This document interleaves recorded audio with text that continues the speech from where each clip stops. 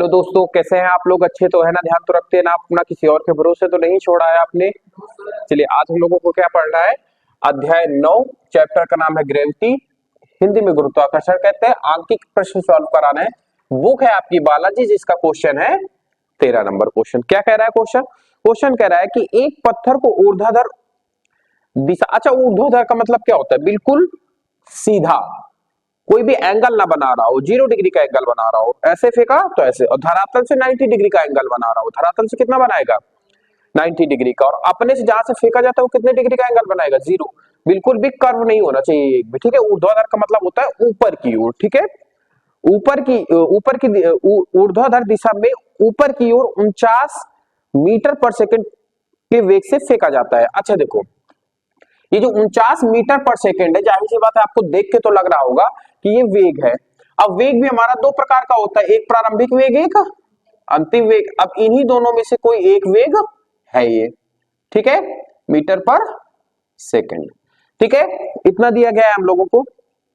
गणना कीजिए। पहला क्वेश्चन कह रहा है पिंड द्वारा प्राप्त अधिकतम ऊंचाई, मतलब हमें हाइट ज्ञात करनी है। और सेकंड में क्या है? वापस आने में टाइम कितना लगेगा, मतलब समय ज्ञात करना है। अब एक बात आपको डिसाइड ये करनी है कि ये अंतिम वेग है या प्रारंभिक वेग है। क्वेश्चन को एक बार फिर से पढ़ लो। एक पत्थर को ऊर्ध्वाधर दिशा के ऊपर की ओर 49 मीटर पर सेकंड से वेग से फेंका। अच्छा एक बात बताओ, 49 मीटर पर सेकंड के वेग से फेंका जाएगा तो प्रारंभिक वेग उसका 49 मीटर पर सेकंड होगा ना। अंतिम में जाके तो एक समय बाद वो क्या हो जाएगा? 0 हो जाएगा। तो जाहिर सी बात है अंतिम वेग की तो बात यहाँ पे नहीं कर रहा है। अंतिम वेग हमने अपनी समझ से कितना मान लिया? 0, क्योंकि अंत में जाके इसको 0 ही होना है। तो 0 मीटर पर सेकंड। यहां तक बात समझ में आई कि नहीं है?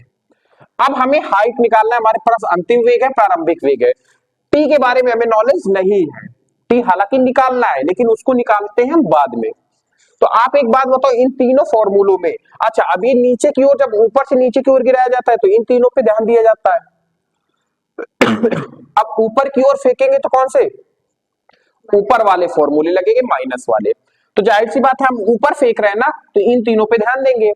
अब इन तीनों में ध्यान देने पर आप मुझे ये बताओ कि कौन सा समीकरण यहाँ पे लगेगा आपका, ये बताओ मुझे।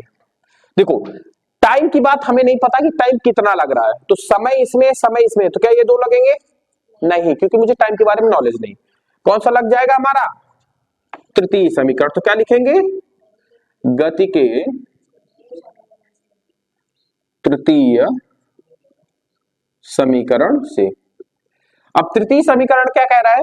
v स्क्वायर बराबर u स्क्वायर माइनस 2gh। अच्छा v कितना है? 0 है। प्रारंभिक वेग 49 का वर्ग माइनस 2, g कितना है? 9.8। हाइट हमें निकालनी है, तो ये 0 खत्म हो गया। अच्छा ये पूरा माइनस में है, इधर काय में आएगा? प्लस में। तो 2 into 9.8 into H upon 49 into 49 into 49। Square का मतलब ये होता है दो बार गुणा। एच को इधर रखो, बाकी सबको उधर भेज दो। तो एच जब इधर है तो ये सब काहे में था? इसके गुणे में, उधर काहे में जाएगा? तो 49 गुणे 49 बटे 2 गुणे 9.8 ये आया। अब यहाँ पे दशमलव है, दशमलव हटाएंगे तो ऊपर एक 0 लगेगा कि नहीं लगेगा? तो हमने यहाँ पे 0 लगा दिया। आप पे भी लगा सकते हो, लेकिन एक ही बार 0 लगाना। नीचे हमारा क्या बचेगा? 2 गुणे 98।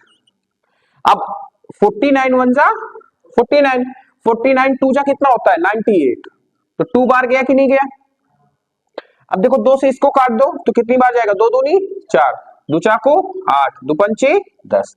अब 2 से इसको फिर से भाग दे दो तो 2 वन जा 2, 2 जा 2, 2 जा 4, पॉइंट लगाएंगे, एक कैरी बचेगा। 2 5 जा 10। तो फाइनली हमारा जो हाइट था वो कितने मीटर आ गया?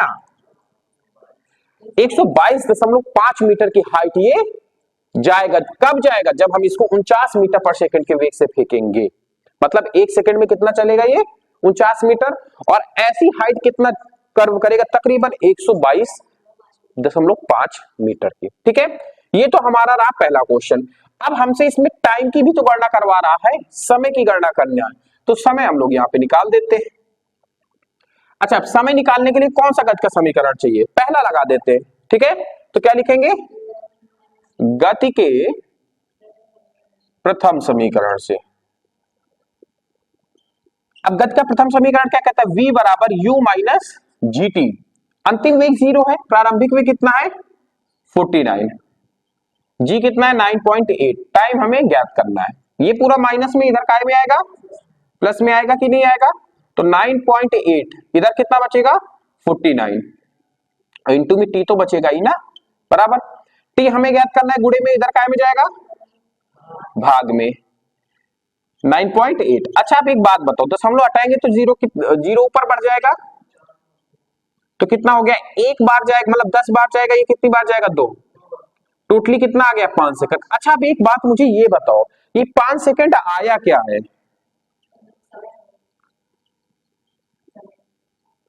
अब देखो क्वेश्चन को एक बार सही से पढ़ो, क्या कह रहा है क्वेश्चन आपका, पृथ्वी की सतह पर वापस लौटने में कुल कितना समय लगा। मतलब समझना, आप अगर किसी भी चीज को ऊपर की ओर फेंका है तो कुछ समय ऊपर की ओर जाने में लगाएगा और ठीक उतना ही समय नीचे की ओर आने में लगाएगा।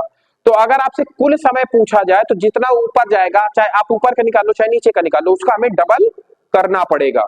अगर मान लो सपोज करो अगर 2 सेकंड ऊपर जा रहा है तो जाहिर सी बात है नीचे आने में कितना सेकंड का समय लगेगा उसको, 2 सेकंड का। तो टोटल समय उसने कितना किया 4 सेकंड का, कितना किया 4 सेकंड का। अब हमने एक साइड का निकाल लिया, 5 सेकंड हमने किसका निकाला है ऊपर जाने का, तो ऊपर जाने में 5, नीचे आने में 5, तो टोटल कितना सेकंड का समय लग गया 10 सेकंड का समय लग गया। क्या नहीं समझ में आया, ये जगह थोड़ी सी कम पड़ गई थी, ध्यान नहीं दिए थे कि 2 चीजें निकलवा रहे, नहीं तो सही से लिखते। समझ में आया कि नहीं आया क्वेश्चन, ये नोट कर लो। ऑनलाइन बच्चों को ना समझ में आया तो कमेंट बॉक्स में बताइए, नोट कर लो, फिर नेक्स्ट क्वेश्चन नेक्स्ट क्लास में बताते हैं आपको।